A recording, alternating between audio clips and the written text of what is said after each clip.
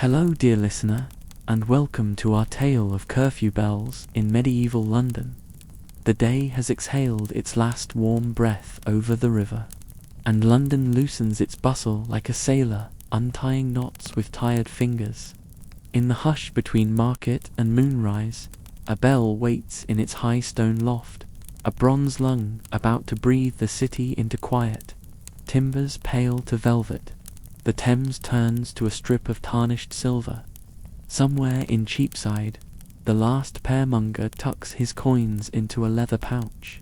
Somewhere in Paternoster Row, wax hardens in neat curls at a candlemaker's thumb.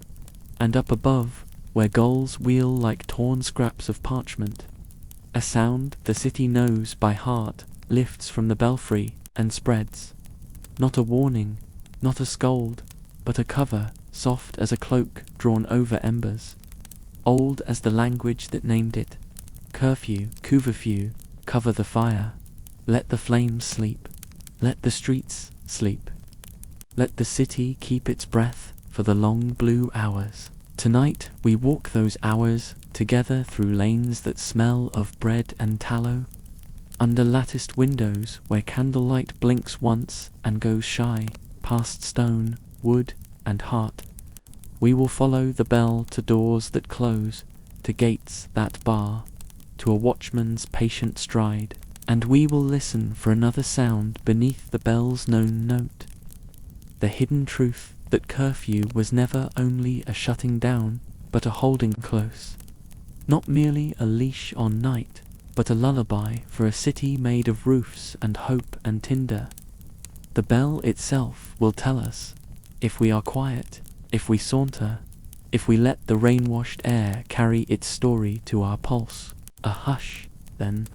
Let the river and the rooftops and the worn stones along Bread Street gather round. Let your mind unlace its boots. This is a walk for sleeping eyes steady, even unafraid. We begin at the hour when the bell first stirs the spine of London, and everything ordinary becomes, for a moment, the whole of what matters. Chapter 1. The Bell That Covers Fire. It begins with a single strike that seems to lift the roofs a fraction, as if the city tilts its head to listen. In the tower of St. Mary-le-Bow, famous for bells that have called sailors home and sent apprentices racing along Cheapside, the ringer's muscles draw the rope in a rhythm learned from fathers and masters, from winters of numb fingers and summers of sweat. The note rises and falls in a curve that could be a breath, could be a lull of tide, and could be the slow blink of an eye as it grows heavy. Around 9 o'clock, say the city's own records, a curfew bell was rung here, every evening, to fold the day shut. A civic habit, a promise of rest, a line drawn in sound across the cobbles, telling citizens it was time to bank coals, pull in shutters, and let streets belong to the watch. Beneath that sound, doors begin to murmur shut. You can hear shutters find their grooves. Hinges speak in the small voices of iron used daily and kept oiled by hands that know the weather's moods. A girl turns the key in a bolt as long as her forearm and feels the reassuring clunk of wood and wheel aligning. In a nearby bakehouse, embers rest under ash like foxes under snow.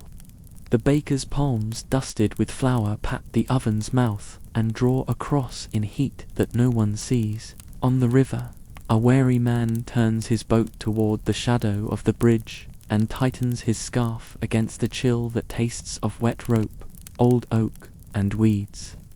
The city is becoming the sum of its insides, hearths, knees by the fire, souls lifted to the warmth, prayers in low rooms, a baby's first relaxed at last. The bell does not forbid, it invites the danger to cool. London is beautiful and brief, all in one, made of timber and pitch and breath so easily burned. The curfew asks, cover the flames, pull the coals to the heart, and give the hearth a hush. Fires banked, hearts banked, voices lowered, This is how a city made of wood survives itself. And though the word is French, and the city is English, the meaning is the same in any tongue. Be gentle now, be careful now, let night be something we pass through without bruising. The very etymology curfew, cover the fire, endures as the tender root of the term curfew in English. Beyond domestic doorways, another ritual answers the bell. The watch. In every great town, say the old statutes, the gates shall be shut at set times. The night watch shall begin and end with the sun's sinking and rising. Men shall take turns along the lanes, keep torches, keep peace, and at any cry pursue wrongdoers from street to street, as if the city were a single chest, protecting a single heart. It is a system older than the men who walk it tonight, and older than their fathers who taught them the beats and the benches, the corners where shadows pool, and the courtyards where song lingers late. Watch and ward, hue and cry. The sturdy poetry of keeping safe. Listen. The bell makes a path through the air, and the path is a rope others can grasp from far away. In the lanes of Cordwainer Ward, where leather sleeps, a cobbler snuffs his taper with wetted thumb and smiles to imagine the watchman's pace outside 3 heartbeats between each step. Slow enough that mice do not run. Steady enough that anyone awake can predict the second when the lantern's glow will pass under their window, and then again, until dawn. In a tap house near the stocks market, the keeper wipes down a scrubbed table and coaxes a last customer home with a loaf end wrapped in cloth. The man lifts the bundle, touches the brim of his cap, and goes out into the lane where the bell's last note lies over the cobbles like dew. Down by Aldgate, hinges as broad as a man's hand are eased into place, heavy bars lifted. The gates are not petulant, they are merciful, a vow to the merchants and smiths inside that, for these hours, their goods will breathe without counting footsteps. From the walls, a distant lantern winks, signaling that the line of sleep has been drawn. No one will enter who does not belong to the night by right. The watchman notes it with an inward nod. He turns. The street is his to measure in patience. He wears a cloak that carries the day's weather in its smell. Hay from a cart that brushed his shoulder at noon. Smoke from a chandler's door. Rain where he shook himself in an arch. His lantern makes a little kingdom, a square of light that moves from curb to wall to puddle and back. Every few paces he pauses to lean a knuckle against the door. Not knocking, only reminding the wood that someone watches it. He counts without numbers. It is the rhythm of breath, the rhythm of the rope on the bell. 3 lantern lengths. A glance to the roof lines. A listen to the roofs themselves. For London speaks through the low burble of gutters and the creak of beams turned to fiddles by the night wind. This is a city one can keep safe by listening. At Bow, the bell's tone thins as the last chime fades. Up high, where the ringer stands among rafters that smell of old storms and the musk of pigeons, there's a rest. His hands slacken on the rope, and in the brief quiet he can hear other bells answer a distant tongue at St. Paul's, a murmur at a parish that keeps a smaller time. Once, the curfew at Bow was sung like this every night at 9 by order of the city's own council. Sometimes a specific benefactor's gift kept the metal in voice, a great bell given so the curfew could be kept, so the city could learn its bedtime and keep it faithfully. It is a habit that lasted centuries, a rhythm the city wore happily like an old coat. But if you stand a moment longer in this tower, you might hear a second story buried in the first. Curfew is not only for shutters and hearths, it is for the civic pulse. The bell's note is also a reckoning for markets, a line between trade and grace, between counting and being counted. When the bell has rung, Buyers become neighbors. Sellers become fathers, daughters, wives. Money goes back into the box. Faces become faces again. In the half-light that follows, London is not merchandise and noise. It is a town that wants, very badly, to go on existing. And so it makes itself small for the night, folds itself like a letter slid into an envelope, to be opened again at dawn. The watchman in Cordwainer Ward passes under a window where two sisters thread each other's hair. Their fingers move like a priest's blessing, slow, deliberate, familiar. He does not look up. The lantern's light is promise enough. He knows where trouble tends to collect, where cheap wine meets sharp pride, where the alley kinks into a blind mouth, where the ground is worn by too many unsteady feet. He visits those places with the same patience he gives to empty ones. The night is held by tending each place, not only the troublesome. Now and then, the watchman hears a door open, reluctantly leather groaning, iron complaining, and out spills the muffled brilliance of a family's late talk. It is always the same and always different. A boy reciting a prayer with the confidence of memory. A mother humming her own mother's tune. A question about weather, bread, weather. And in between, a silence like a glove set on the table, soft and ordinary, and the whole point of everything. In that sound, the watchman herself, yes, herself. For though most were men, let us imagine tonight that the city is guarded by hands that have caught babies. Kneaded dough, mended socks, lets her lantern fall lower. The light becomes less a flame and more a star carried at waist height. At St. Martin's le Grand, outside the old collegiate church that once bore rites of sanctuary, night gathers as if in a cup. There too, a curfew once sounded to mark the closing of the city's gates, a voice in stone announcing that lines of safety had been drawn for the dark. Such places reminded Londoners that law and mercy shared walls, that a person could be lifted out of danger by a ring of rules as surely as by an open door. For the bell atop such a place counted not only hours but hopes, that the gate would close to harm and open to need. Walk further. Candlewick Street has gone quiet. You can smell fish salt from Billingsgate, tangy even at night. You can hear the muddled slap of river against pilings. Here a link boy scuffs his heel on stone, waiting for a last fare. There a dog sneezes in its sleep. Against a wall, a cart's wheels have been lifted to rest on a block so that thieves cannot roll it away. Its axles creak approvingly as the wood cools. The bell's after sound lies on everything like a thin frost, and under it, tiny lives continue. Spiders tick in the eaves. A mouse makes its midnight pilgrimage from crumb to crumb. Somewhere, a baby decides to laugh instead of cry, and then, delighted at itself, does both, and then neither, and then sleep wins. What is the hidden truth behind this bell that sinks the city to bed? That it is not a command so much as a covenant.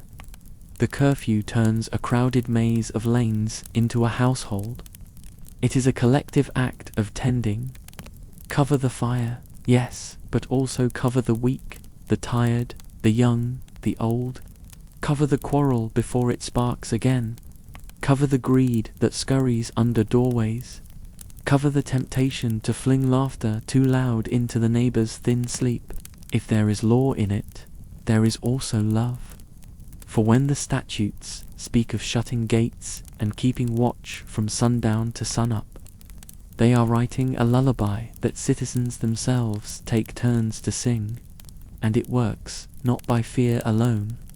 It works because people like our patient watchholder tonight choose to walk, and to keep walking, carrying a small square of brightness through other people's dreams. When trouble does wake, a shout sharp enough to scratch the night. A clatter of scuffle, the old rule is ready like a hand beneath a stumbling child. Raise the hue and cry. Draw neighbors into a single cord of attention. Tie the knot of safety quickly and well, and then loosen it again so the night can breathe. Even the roads themselves play their part, widened and kept, says the law, so that pursuit is possible, and dark does not confuse justice into forgetting the way. The city is a loom, the watch is its weaver. Safety is a fabric that must be made and remade each night. In such a loom, the bell is the shuttle. It moves through the weft of roofs and the warp of lanes, carrying a single thread. Rest, close the gates, begin the watch, bank the flame, count the hours by kindness.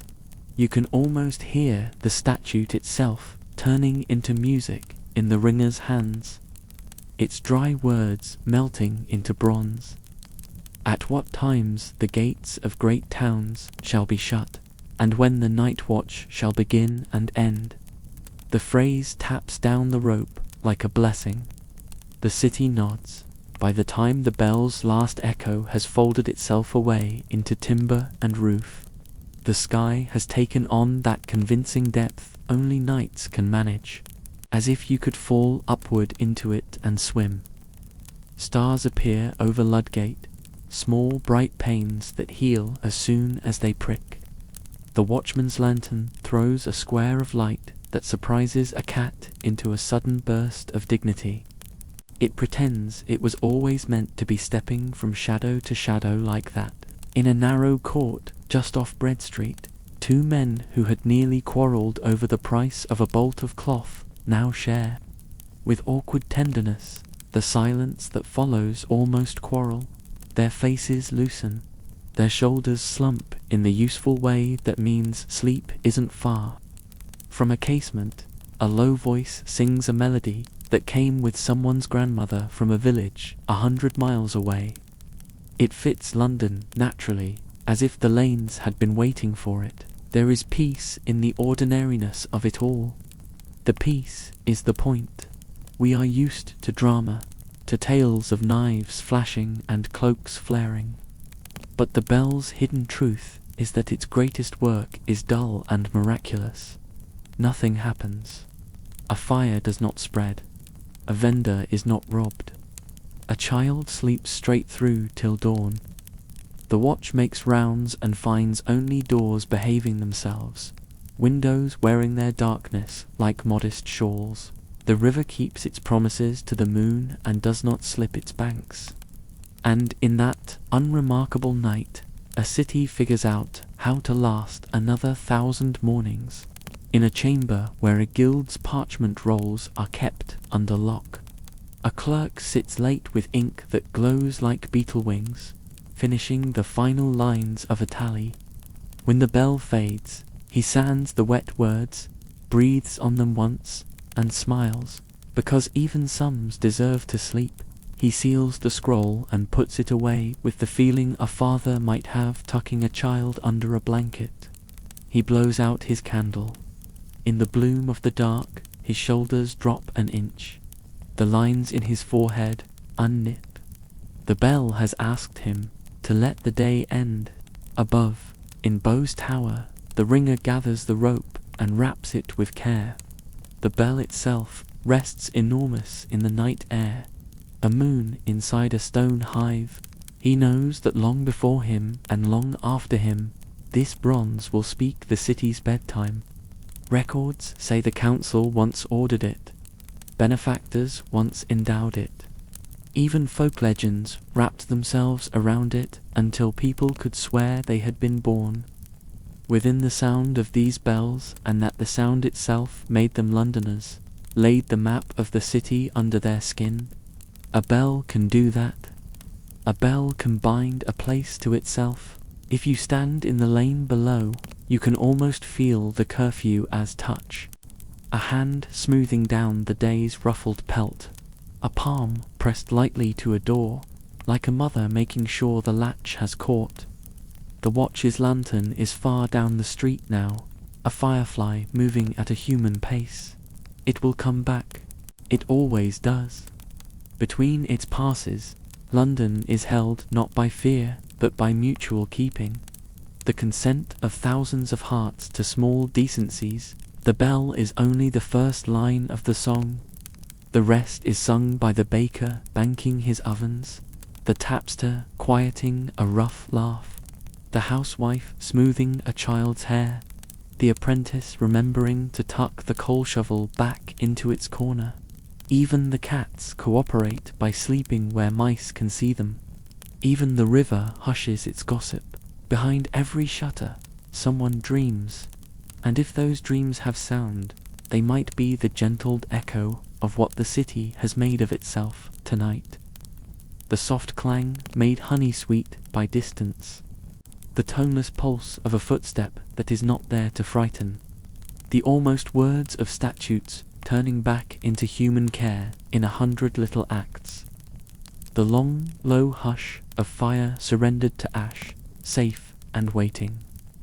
By morning, the ovens will glow again, markets will open like flowers, cheeks will pink in the bright wagons, and voices will scramble happily over one another like puppies.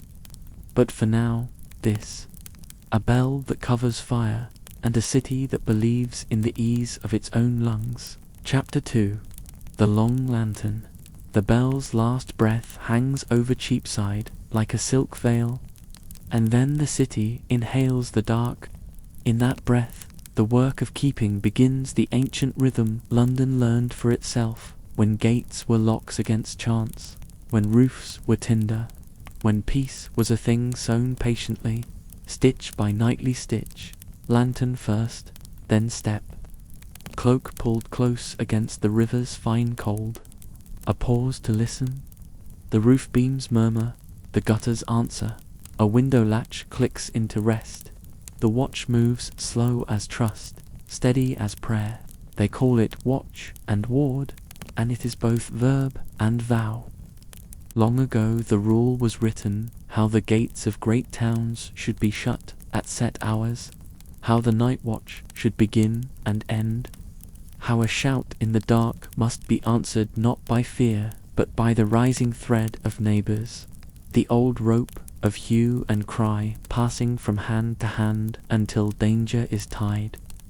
The words were dry when inked, but they soften in practice, like leather warmed by a palm. A statute's spine becomes a living back bent over a lane, eyes patient, steps unhurried. It is law turned lantern, chapter turned footfall. Tonight the watch circles from Bow Lane toward the river, counting without numbers, 3 doorways calm, 1 shutter ajar tapped gently with knuckles, a cat with moon in its eyes, a cartwain's wheel chocked firm, so it will not roll away in sleep. Far up in St. Marylebaugh's tower, the rope has been coiled and set to rest. That bell, the city's bedtime, has been rung at 9 for centuries, ever since the council ordered it so, and benefactors paid to keep the bronze in voice. The hour is more than a time. It is a habit of care, a boundary woven out of sound. Beyond Cheapside, the lanes thin to shadows, and the walls draw their line. Close your eyes, and you can feel the city's edges, old stones remembering orders given in tight years. Keep the gates diligently at night. Repair them, and listen for deceit on the wind. The order is older than the watchman walking now, older than the stories they trade to keep awake. It is a habit from the century when kings weighed safety in verses and writs, and London learned to trust the click of its own bolts. The gates do not snarl as they bar, they murmur like mothers. They're there. Sleep. Listen how the law turns intimate in practice. At the sound of any disturbance, says the old chapter, the keepers must raise pursuit from street to street, town to town. The whole 100 answerable if neglect should let wrong slip through. It is collective remembering. We are each other's safety. Tonight, the lesson is quiet, no chasing, no clash, only a watchman's lantern pooling light across cobbles, and the soft chafe of his shoes, where leather meets ankle, yet even the quiet bears the shape of readiness. The city's promise that if one voice breaks, a choir of feet will answer. At the turning toward Candlewick Street there is a familiar stop. A baker's back door, warm as a pocket. He has banked the embers, brushed ash over the glow, covered fire because the word itself asks him to curfew, couvre-feu, the gentle command folded into the sound of the bell. The meaning is old and exactly what it seems. Cover the flames, hush the light, and let night have its unbroken skin. Language here is a hearth tool, practical and kind. The baker's hands remember it the way they remember flour, the curve of the peel, the weight of sleep. The watch moves on. At the mouth of an alley, a link boy flicks his torch against the damp and earns a soft shake of the head. Home now, the gesture says, and he goes without complaint, coins stitched warm into his cuff. A widow lifts her latch just far enough to trade a few words. A neighbour's mother is a shade better. The farrier's mare foaled at dusk. Rain by dawn, says the ache in her wrist. The watch keeps each sentence, the way the bell kept the hour, as part of the city's keeping. In this slow drift of voice and step, law is no longer a sharp edge. It is a garment everyone shares. There are sanctuaries in the city, places where the night has a different weight. Precincts that promised, by ancient privileges, a ring of protection round the troubled and the pursued. At St. Martin le Grand, they used to say a man might enter under peril and find, if not pardon, then pause time enough to breathe, to parley, and to reckon his next morning. It made for long arguments with the city's officers, for politics in the lanes where mercy's boundary met the watch's responsibility. But even those arguments bear witness to London's layered night, power, pity, and patrol stitched into the same hours. The river keeps a side beat. Down by the bridge, wherries bump the piers with a sleepy patience, ropes creak, and a gull wakes to tell no one about it. A fishmonger's barrow rind of lemon clinging to its edge leans as if listening to the tide. The watchman pauses to let his lantern fold its light over the lip of water. He is thinking not of robbers, but of roofs, not of danger, but of chance. A stray coal, a careless rushlight, the way pitch remembers flame. This is what the bell has trained into everyone, not dread, but attentiveness. In the memory of the watch runs an older story still, the way a stream runs under paving, that once an evening signal told every house to cover the fire for fear of hungry roofs and greedy gaps between eaves. Whether kings decreed it or custom merely ripened into order, the practice flowered into habit, and habit into belonging. The city is a hearth with many mouths, a family with many doors. To cover the fire is to guard the center. To ring the bell is to gather the edges in. Words, bronze, routine binding. At a corner where three lanes meet, the watchman stops, as always, to listen. His ear has learned the difference between laughter and its shadow, between quiet and the held breath that means a quarrel has only paused to choose another word. Tonight there is only the sleeping seamstress's cough and the tucked-in clatter of a tankard rinsed for morning. He lifts the lantern and paints the signboard pair of shears gilded thin, then lowers the light again until it is waist-high. Less a sun than a small domestic star. Above him, over bow, the bells are silent but present, as if the tower were a kinsman whose hand still rests warm on your shoulder after the last word. The records speak of that curfew, how the Common Council named the hour, how gifts endowed the ringing, how the sound itself became a border to the day. Some say you are truly a Cockney if you were born within the hearing of those bells. Perhaps it is only a story. Perhaps it is truer than fact. A city is partly made of what it believes about its own sounds. past the stock market, where the square sleeps like a lidded eye. The watchman meets his fellow, and they trade soft news. The west run is easy, the north had a bit of singing. A mule kicked at nothing and settled. They do not boast. Their craft is the unspectacled of order, the nightly preference for nothing happening. If their shoulders ache, it is the dull ache of good weaving, the fabric of streets drawn snug, the presses and anvils tucked under a blanket of promise, the infants sleeping the way roofs prefer, a sudden clatter, only a dropped bucket, then laughter brings a practiced turning of heads. If it had been otherwise, the response would have been swift and shared. Hue and cry stitched from lintels to lanes, that collective rope, again, tugged clean and tight until the knot was made. The statute is remembered because the city rehearses it nightly in its bones. But the bucket is righted, the well's rope squeaks in apology, and the watchman's lantern picks up its old, slow beat. Near Aldgate, the wall is a dark river of stone, and the gates bars wide as hands remember closing. They are quiet tonight, but the habit stands behind them like a sentry carved from air.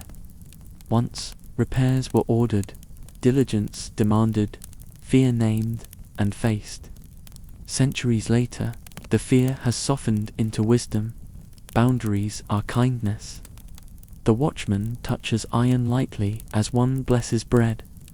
He is grateful for the unglamorous intelligence of hinges, back through lanes where cordwainers dream of leather that never splits, where chandlers' wicks lean like reeds in sleep, where apprentices grin even in their dreams at jokes too simple to repeat. The lantern comes home to its post, a final look along the ward, a nod to a window where sisters braid hair by memory. The city feels smaller at night and more complete, like a sentence saved by its last soft word.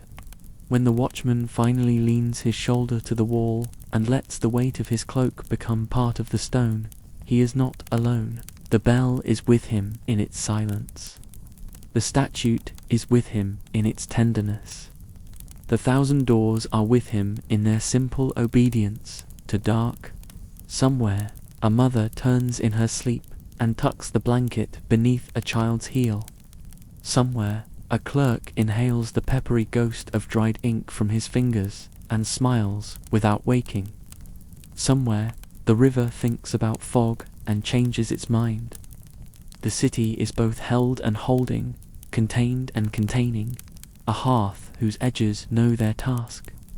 The lantern hums its tiny sun-song, and the night hums back. If you listen with the ear you save for the last words before sleep, you can still hear what the bell said earlier, what it says every night. Cover the fire, cover the quarrel, cover the fear, cover the greed that bites its shutters.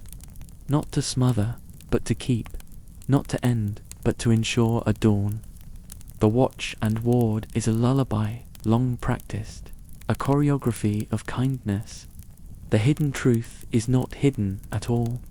It is only quiet enough to miss unless you tune your breath to match the lantern's swing. And so the hour deepens. The watchman lifts the latch of his mind and steps through to patience again, counting by doors, by the small confidence of sleepers, by the way rooflines draw themselves like psalms against the stars. What does a city dream? Perhaps this, a bell that is both boundary and embrace, a law that is both rule and reassurance, a lantern that is both warning and welcome. Perhaps it dreams in their language, old words that turn gentle when carried on a human back, chapter into step, statute into hand, bronze into bedtime. By the time the first damp whisper of mist comes up from the Thames, London has learned its quiet thoroughly. The watchman turns for one last look toward Bow, toward the invisible hour that holds the roof of night steady. The rope sleeps in its coil, the bell waits like a full moon no one sees. The law sleeps too, but with one eye open, like a mother with a fevered child, half in dream, half on guard. And the city, banked like a hearth, bright under ash, gives off the faintest warmth, the promise of morning. Chapter 3. Shutters and Sanctuary. The night learns its length by listening to doors. Hinges give their small, contented sigh. Bolts find their homes with a sound like a spine easing into sleep. The last murmurs in courtyards fold themselves into the hush. In this hour, London becomes a city of interiors, of oat bread cooling on wooden boards, of rush lights nursed to embers, of hands smoothed over blankets in the dark. The streets thin to their bones. The watch moves with a patience that belongs to people who believe morning will come, and that their work, done gently, helps it arrive. The rule that holds them is older than their cloaks. Long before these boots learned Cheapsides, seems words were set down to say when gates should be closed, and when the night watch should begin and end, what to do at any sudden cry, who should answer with whom, and how far the answering must run. In those lines, the city pledged itself to a practice. That danger would be answered not by one man's quickness, but by a neighborhood's rising, street to street, town to town, until safety was made again. Tonight, nothing shouts. The rule walks anyway, turned into lantern and pace, into a habit of glancing up at eaves and down into puddles, into the readiness to bind a loose thread before it can fray. At a corner where 3 lanes meet, a beadle has chalked a tiny mark at ankle height, a domestic cartography known to those who tend the ward.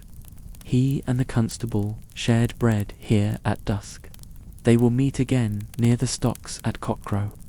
The beadle's post is not glamour, but continuity, keeping lists, keeping keys, keeping the very notion of we oiled and in use. In the city, such officers have long been the daytime echo of the night watch, their warders and helpers stitching the day's errands to the night's keeping, so that the fabric never unravels. Here the lanes are thin as threads between fingers. A seamstress's cough answers the lantern's soft breath as it passes. Somewhere above, 2 sisters braid each other's hair by memory alone. The movements so rehearsed that the dark is no hindrance. The watch's light does not probe, it accompanies. It leaves untouched the quiet that people make for one another, and yet lets those inside know that, if their quiet were broken, feet would come, and under everything, the bell's instruction remains spoken earlier, now simply present as if the sound had become the night's grammar. Cover the fire, it asked, and cupboards were closed, hearths gentled with ash, coals gathered to their red heart. This is the curfew's deepest kindness, not a shaming, but a teaching how to take a thing as dangerous and dear as flame and put it to bed without fear. Its name remembers that lesson even after the sound has gone to sleep. From an older tongue, Curfew, to cover the fire carried into English and kept, the way a good habit is kept. The watch turns east, and the wall swims up, a long thought in stone, carrying its own cool, oared gates. Iron remembers closing broad palms of metal that once lowered with the gravity of promise. The city has known winters when the hinges needed mending, and orders were given to keep the gates diligently at night, to listen hard to the wind's talk for any deceit of latch or bar. The working of a hinge is not poetry until a cold night teaches you what it means. Then even the small sound of iron true in its socket becomes a verse about breath and relief. Within those walls, there are places where the night bears a different weight. Near St. Martin-le-Grand, the sanctuary once threw its ring around the troubled and the pursued. It was a geography of mercy carved into the city's map, a precinct where a desperate person could buy time with presence, where the law's sharpness paused at a threshold and negotiated with pity. Such kindness did not go uncontested.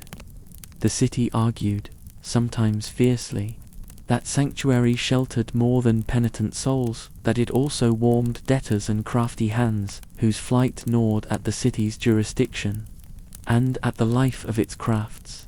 There were tussles in courts and quarrels in lanes. Yet their very persistence proves how seriously London took the question of what night should be a plain for punishment, or a pasture where frightened hearts might graze uncased for a while. Past the collegiate precinct's shadow, the ward resumes its softer pulse. A tallow chandler has blackened his thumb, stubbing out a wick. The smell is sweet and animal and faintly bread-like. The watch pauses at his door. The handle is warm from recent use. The latch sits right in its cradle. The lantern travels on. A link boy, young and thin as a reed, nurses the last of his torch beneath the eaves and reads, in the watchman's slow shake of the head, the bedtime he hoped to ignore. He accepts the lesson, tucks his coin in the cuff where the seam is strongest, and slides into the dark like a fish turned to the current. The river, too, has customs, wherries knows the piers with sleepy patience.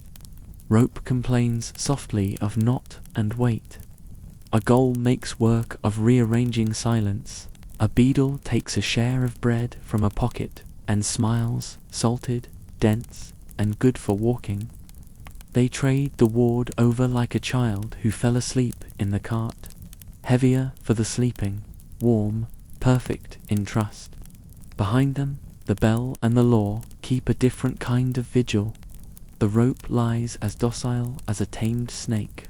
The parchment words rest in their clauses, but they are present, even in quiet, like a promise whispered to a house before its lights go down. If you call, we will come. If you cover the fire, we will keep the street. If you sleep, you will wake. And the city cheek, on its own broad arm, believes it, and drifts. Chapter 5. Before the first pale bell, the long middle of the night relaxes its grip. So slowly you might think nothing changes at all. But change is what the dark was made to practice. It softens edges, sands voices, rounds heat into embers. It turns a city of errands into a city of breathing. Somewhere a watchman's shoulder loosens, not from neglect, but from the proof of trust returning itself to him door after door, shutter after shutter, and the low confidence of sleepers weighting the air like wool.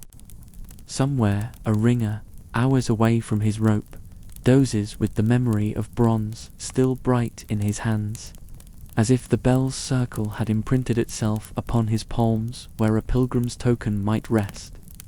The Thames slows its talk until it becomes a hush you can wear. Even the cats look pleased with their agreement to do nothing. Night is not an absence, it is a keeping.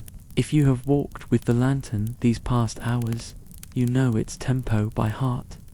Calm as breath, patient as mending, sure as a mother's hand. The watch and ward is not a hero's tale. It is a practice old clauses inked in the neat hand of a prudent century, saying when the gates of great towns should be shut, when the night watch shall begin and end, and how a cry, if raised, must travel like a throne rope from door to door until the matter is knotted and made safe again. That is why the streets sleep, because behind the hush stands a rule that knows how to wake. The watchman hood up against the river's very fine cold turns at the angle, where 3 lanes make a shallow V, and lifts his lantern. The signboard their gilded shears takes light like a tiny sunrise and gives it back as patience. Beneath the sign, a seamstress's cough, which had been the city's metronome for an hour, has softened to the small sigh of a room making room for sleep. He counts without numbers, door, shutter, puddle, and step. Every ward has its litany. This is his. Past Cheapside, The wall gathers from the dark, and old gates, iron remembers closing. In another age, orders were given to repair these hinges, and to keep the gates diligently at night, fear of deceit, riding in from the east like weather. Tonight there is no fear, only the memory of prudence, shaped into oak and bar, and the soft relief you feel when a thing fitted for its task does what it was made to do. Even iron can be kind when it is true. On the city's map there are rings within rings. The wall is one. Inside it another once drew itself, not in stone but in charter and custom sanctuary. At St. Martin le Grand, the law's keen edge paused at a threshold that promised time to the frightened debtors, accused men, and the hopeful runaways of 100 troubles. The city argued how could sheriffs see his debtors there, who held the ancient right of waif and stray if stolen goods crossed that line. And the quarrel moved through courts with the dry music of pleadings and replies. Yet the very argument confesses something tender. London's night was built to carry both patrol and pitygate and haven, lantern and mercy, and still the night keeps curfew's lesson under its tongue, the way a child keeps a sweet and lets it last. Cover the fire, not to deny it, but to save it for morning. The word itself, curfew, carries the old soft syllables of couvre-feu, an evening instruction that came across tongues and centuries to become a domestic science. Rake the coals to their red heart, fold ash like a blanket, and trust the ember to keep its temper until dawn. Habit turned language into safety. Language turned back into habit. Up in Bow's tower, the bell sleeps like a round moon hidden in timber. Hours ago, by a custom old enough to have a first written record in the 15th century, it spoke the city's bedtime at 9. The Common Council once ordered that evening curfew. Londoners endowed houses and coin so the bronze would not fall silent, and apprentices learned that the bell's voice was the seam that drew their day shut. Even now, when the rope is a quiet coil, the bell's instruction lingers a muscle memory in streets and wrists and doors, so the watchman steps, and the city answers without words. A link boy, thin as a reed, pockets his last coin and goes where the dark is, an old friend. A baker's door is warm to the knuckles, because inside the embers are banked like foxes under snow, and the peel leans at the oven's mouth as if listening to dreams. A clerk has fallen asleep with a number still on his lip. It will be right in the morning. A widow, who promised the lantern her wrist foretold rain, has tucked the blanket under her own heel just so, the way she once did for a child long married and gone. What you notice at this hour before colours return is the weight of consent. The statute bark on the tree allows the sap to rise. If a cry were raised, the old rope of hue and cry would be thrown from porch to porch, from parish to parish, until the mischief were bundled and delivered to the sheriff. The whole 100 would be answerable, as the clause says, for neglect. But because everyone remembers the chorus, the song rarely needs the loud verse. The readiness is the piece. Once in a while a small drama rehearses the larger one. 2 apprentices argue at a doorstep about a thing neither will remember at noon. A tankard makes a guilty clatter. The lantern's small star drifts between them, and their faces, doubled in its hornpanes, look shy. The watchman speaks the line they were waiting for. Leave it. Their pride so easily flattered, so easily fed by daylight's wages, chooses bread over bruise. The city writes this down in no book. It writes it in habit. It is the sort of account that earns its interest in sleep. Near the wharf, wherries touch the piles with the manners of animals trained to patience. Rope complains softly, and then resigns itself to being rope.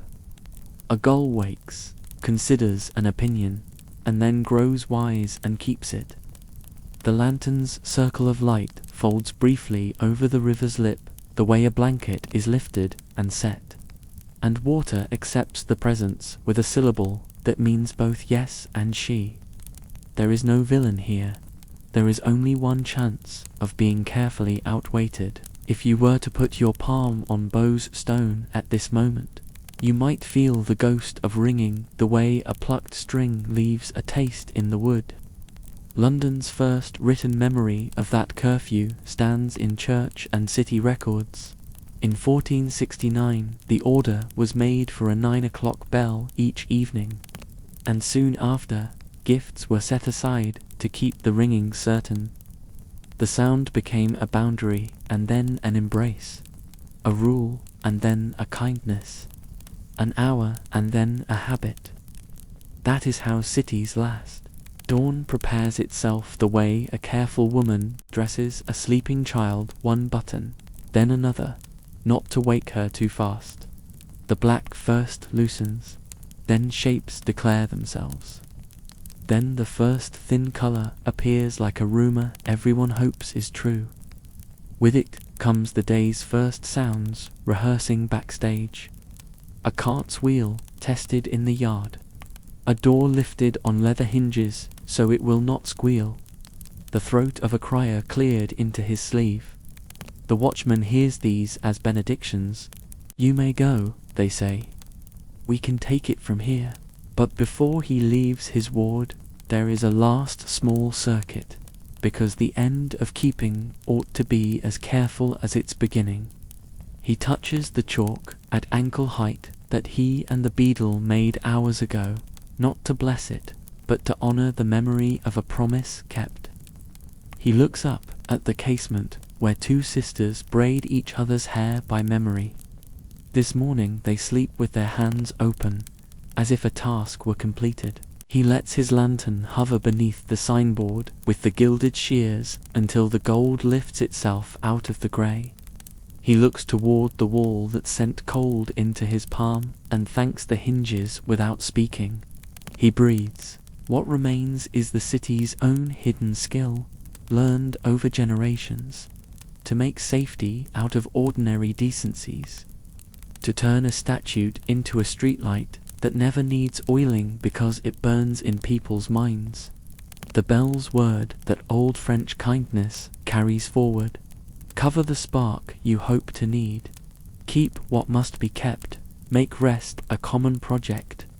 The wall's discipline, the sanctuary's pause, the watch's lantern, the hue and cry's rope. Each is a way of saying the same thing. We will be each other's morning. Soon the ringer will climb and set his hands to the rope again, and a lighter bell than curfew will write day into the air. Soon markets will open like flowers. Iron will take up its ringing. Bread will redden the very word for hunger. Figures will stand behind counters who are fathers, daughters, friends, once more. The night, having done its work, will fold itself like a shawl and wait on the peg for evening. Habit will become gratitude, gratitude will become forgetfulness, and at the next 9th hour, sound will make remembering easy. For now, the watchman walks his lantern home. Another watchman meets him where ward greets ward, and they exchange the news night keeps of itself, an easy west, a quiet north, a mule that dreamed too hard. Rain by noon, says the widow's wrist. They smile, not at heroism, but at the beauty of a shift in which nothing happened. They have been paid in the coin they prefer. Doors that kept their temper. Roofs that did not wander. A city that will see its children yawn without fear. When he reaches his post, the watchman lifts the latch of his mind, the way one lifts the latch of a gate for the morning milk cart, and lets patience go grazing. The lantern's flame has the small, satisfied look a candle gets when it has done the task it was made for. He lowers the horn, cups it once, and breathes it out. Smoke writes a last line in the cold, and then that, too, is gone. Above him, Bow sleeps. a quiet promise in timber and bronze. The wall breathes its old, cool breath. Sanctuary shrinks to memory and lore, and the city, banked like a fire that will not fail, turns in its sleep toward dawn. Chapter 6. When the bells name the morning, by the time the dark loosens into a color you cannot yet name, the city has already begun to remember itself. It begins at the edge's rooflines, drawing their breath, gutters finding their slow silver, a damp that smells of rope and bread, the faintest rasp of broom on stone. The watchman, who has measured the night in doors and puddles, feels the ward's altar underfoot, as if the lanes, relieved of their dreams, resettle into sentences the day knows how to read. Night has been a keeping, not a pause. It held the ember's patience and the lantern's low geometry. It folded the quarrel into reconsideration and made of law a lullaby. Now the keeping must be given back. The hand that steadied the lid must lift it. The cloth that covered the coals must be shaken to let their heat grow. The city that banked itself must flare into bread and barter and the kind arguments of price and measure. There is no hurry. Dawn, like a careful mother, dresses London in light one button at a time. The watchman makes his last round as if smoothing a quilt with the back of his fingers. He greets the chalk mark at ankle height, a tiny promise kept, then lets his lantern hover beneath the sign of the gilded shears until the thin gold steps forward from the grey. He listens for the seamstress's cough and hears instead the even breathing of a room that has loaned itself to sleep and been repaid in full. Down the lane, a door opens on a careful hinge. The breath of a bakehouse wanders out and tells the morning what it will taste like. Somewhere, a beadle clears the crumb from a pocket and smiles at the first obliging squeak of a wheel. He turns toward the wall, toward its long, cool thought. His palm, laid there earlier, has kept the memory of iron's civility. Iron, which can be cruel when faithless, is tonight kindly true to its task. The gate remembers closing without complaint. Soon it will remember opening with the same dignity. Bars lifting like a slow yawn, hinges speaking the easy grammar of now. It will admit carts with noses of hay and horses who vote at last for day. It will count, without counting, every life that wants its errands. The wall, which seemed at midnight a kept breath, becomes at dawn a posture, shoulders back, chest open, the better to greet. Within the walls, embrace. The rings of the city wake in widening circles. Each ring a craft, a custom, a hand-shaped world with its own dawn gestures. A chandler, who held a blackened thumb against a wick at curfew, rubs clean fingers over moulds and thinks that even tallow is handsome by morning. A cordwainer lifts a hide to his face to hear if it speaks. Good leather always has a voice at dawn and smiles at its answer. A clerk sands the last line where the night left it, then knuckles the wood as if to make a door of his desk, to open, to begin. The market rehearses itself in whispers. Apples, oats, fine, fresh, cheap enough. Consent returns to commerce, the way the tide returns to a shore it always loved. Up in the tower at Bow, the ringer has woken to his rope. He eats the small bread he saved, makes a quiet cross in his mind for steady hands, and climbs into the cool of timber columns, smelling of old rain and pigeons, dust like velvet on beams that remember storms.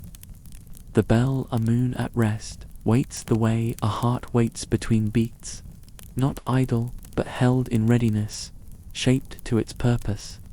There is a moment before the rope is taken when the ringer feels the city in his fingers, the weight of Cheapside and Candlewick, of lanes that have practiced obedience all night long, not because they were cowed, but because they were trusted.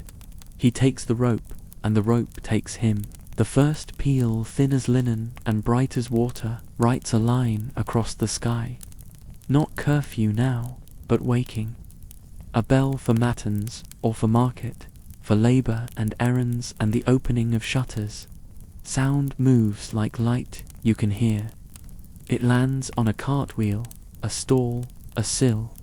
It finds its way into a courtyard and stands astonished to discover itself reflected in a bucket. Behind the sound comes the day, collecting itself from what the night has knit. Watch into ward, ward into street, and street into city. The bell is a seam again, but now it stitches openness. A boy laughs at nothing and everything. The laugh rises like the bell's own lighter cousin and convinces crows to hold their meeting elsewhere. From the tower, the ringer sees it happen as if the square mile were a chest opening to morning air. He hears the answer everywhere, a smith tapping iron with more tenderness than anyone expects of iron. The first barter of the day arriving shyly at a stall. Someone on Paternoster Row whistling with the confidence of a person who has slept. He feels, too, the long echo of last night's duty, the way the curfew bell's instruction lingers in the wrists of the city. Even while the day bell shouts gladness, cover the fire, the night had said, kindle the day, the morning replies. What the language asked the hearth to do, it now asks of the hands. On Bread Street, the bakery door opens with the kiss of warm air the whole lane needed. Loaves, reddened into their rightness, look like the end of a prayer. A widow who prophesied rain by the ache in her wrist steps out, checks the sky, and amends her forecast to afternoon. The watchman, no longer a lantern but a man, among other men accepts a heel of bread so fresh it fogs the cold, and the beadle marks in his unkept ledger that the west run was easy, the north remembered to sing itself asleep, and a mule with dreams apologized in hay. Such entries are never written and never lost. There are places where the past steps forward as if it had only lingered in a doorway. That precinct near St. Martin le Grand, for instance, where sanctuary once drew a circle on the ground and told the law to wait, or at least to walk with pity. In daylight the argument resumes, but its tone is less flint and more practice. Debtors and sheriffs and clerks and canons negotiate the edges of mercy across counters and thresholds as if dawn's job were not only to open shutters, but also to open rooms in the mind where two truths can stand without bruising each other. Even that is the bell's work. If you listen closely, even that is a kind of keeping. As the lanes brighten, you can watch the night fold itself away. The watchman carries the lantern back to its peg, the horn panes winking like the eyes of a satisfied old cat. He cups the last home-week flame and takes its life as gently as you would take a child from sleep. Smoke writes a sentence in the cold that says nothing and everything. He thinks of the long rope of hue and cry, coiled unused tonight, and is grateful for the usefulness of readiness. He thinks of the gates that closed with kindness and will open with the same. He thinks of the word that made of curfew a domestic science, and of the bell that turned law into lullaby. A city is what it rehearses. London is quiet, and dawn is the applause. By the time the sun fully consults the river, the square mile has changed its pulse.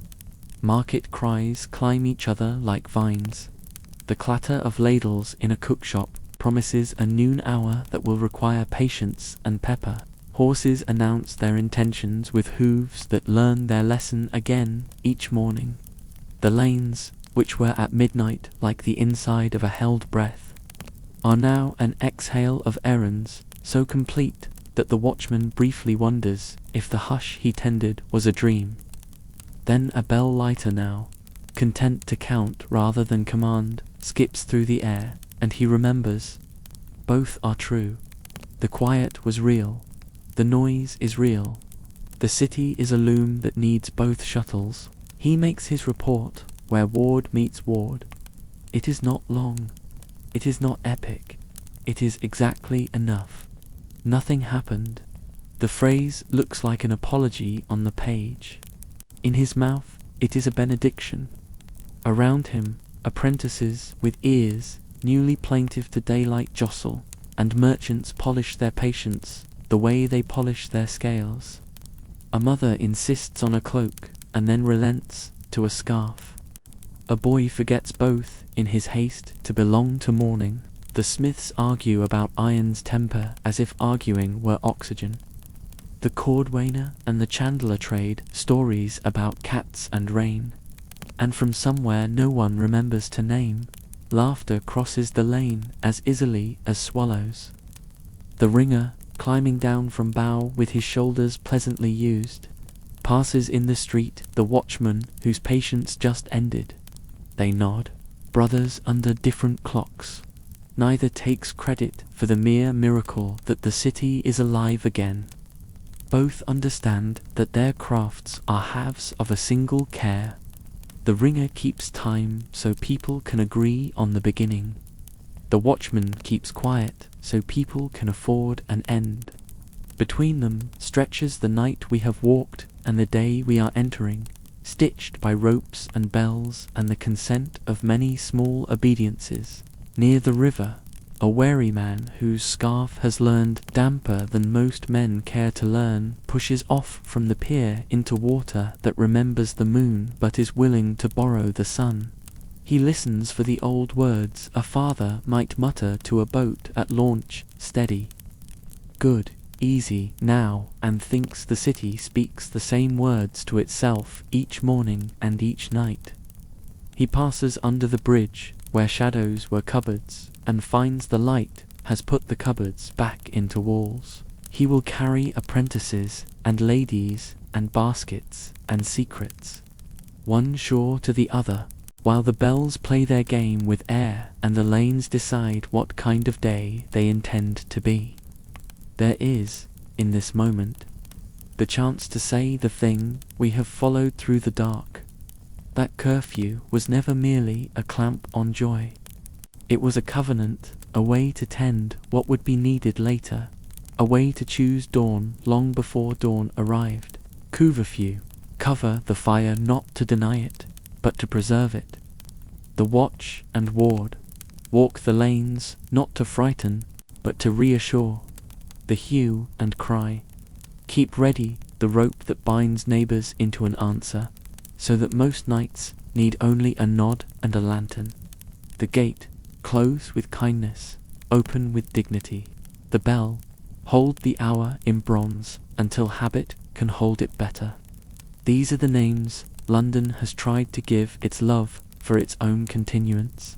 If you are very still, you can hear the city absorb the morning without losing last night's lesson.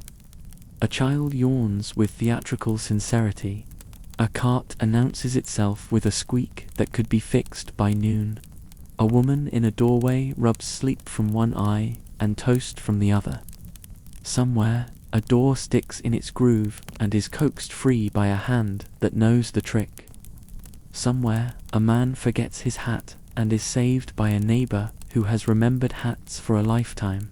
Somewhere, the seamstress whose cough taught the watchman the measure of the hours bends to her work and finds that the day is kinder for having been well tended in the dark. By then, the bell's lighter work has finished, and the tower returns to silence, not the deep, inward silence of curfew, but a listening quiet, ready to become sound again at the right time. The rope rests like a tamed snake in its coil. The ringer steps into the streetlight that has finally decided to be day, and the watchman, who has traded lantern for loaf, walks home along lanes that behave as if the night were a good story told to them and they intend to remember it. We will leave them there, a city returned to itself, warmed from within by coals that were not wasted, steadied by walls that knew when to relent, guided by a law that learned how to sing. When evening comes, the bell will take its breath and tell the roofs to gather, the coals to fold, the doors to practice their small courage. The watch will lift its square of light and write patience over the cobbles again. And you, if you walk with them, will hear what we have heard. The hidden truth in the curfew bell, that a city survives by teaching itself to rest. And so the night falls quiet, carrying their whispers into silence. If you enjoyed this tale, don't forget to like, share, and subscribe, so you never miss another whisper in the night. Until we meet again, good night.